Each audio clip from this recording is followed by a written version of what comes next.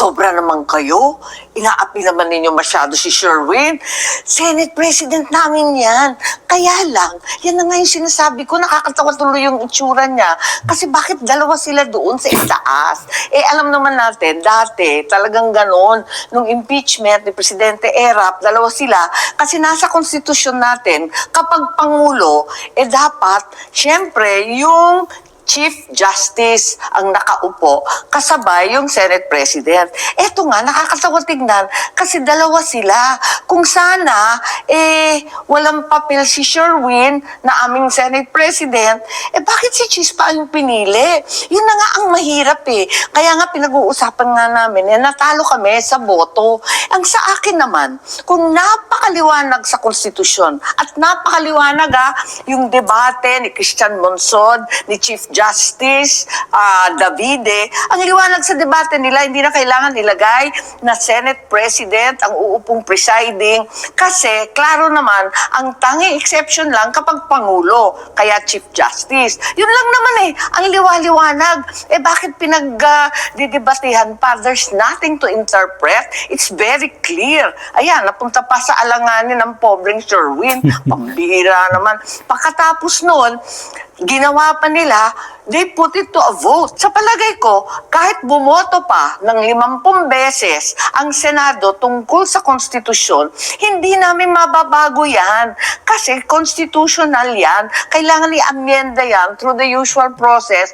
Con-as, people's initiative. Yun lang ang proseso. Hindi simpleng boto ng majority ng Senado makakapagpalit ng konstitusyon. Naku, yan ang nga sinasabi ko. Nag-umpisa sa mali, lahat ng susunod, mali-mali na.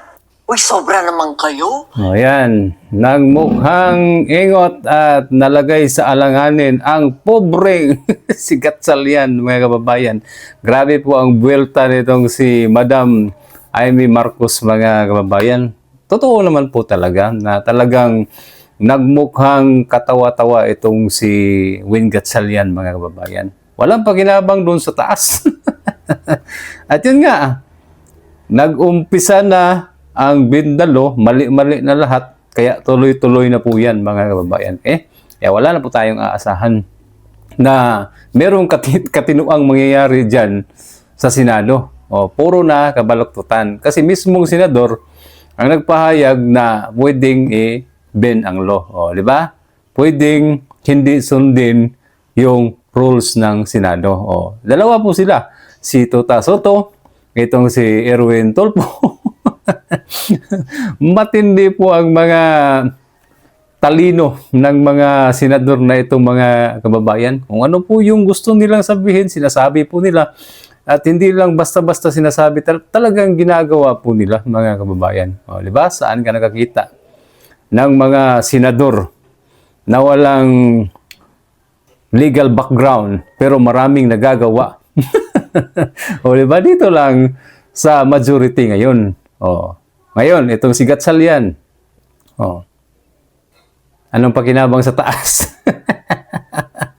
Kaya kung ako sa iyo, Win Gatchalian, bumaba ka na dyan. Kasi nakakahiya, pinagtatawanan ka na ng maraming Pilipino. Wala kang pakinabang. Di ba? Yan ang mangyayari. Kahihiyan ang mangyayari, mga kababayan, kapag ipinagsiksikan natin ang ating sarili sa mga bagay, sa posisyon na wala tayong kaalam-alam. Yan. Di ba? Nung hindi pa po siya na-elect, hindi pa po siya nalagay na Senate President, mga kababayan, ang daming kayabangan na sinasabi kesyo, handa po siya sa anumang bagay, sa anumang mga pangyayari. Di ba? Ngayon, ngayon, ano ka ngayon? Wala kang pakinabang. Kaya, kung meron ka pang kahihiyan na natitira, huwag ka nang umakyat dyan sa taas. Kasi talagang sobrang nakakahiya po yan. Okay? Kaya mga kababayan, wala po tayong mapapala sa Senado ngayon. Siguro, panahon na siguro para buwagin itong Senado, mga kababayan. Wala na pong pakinabang. Okay?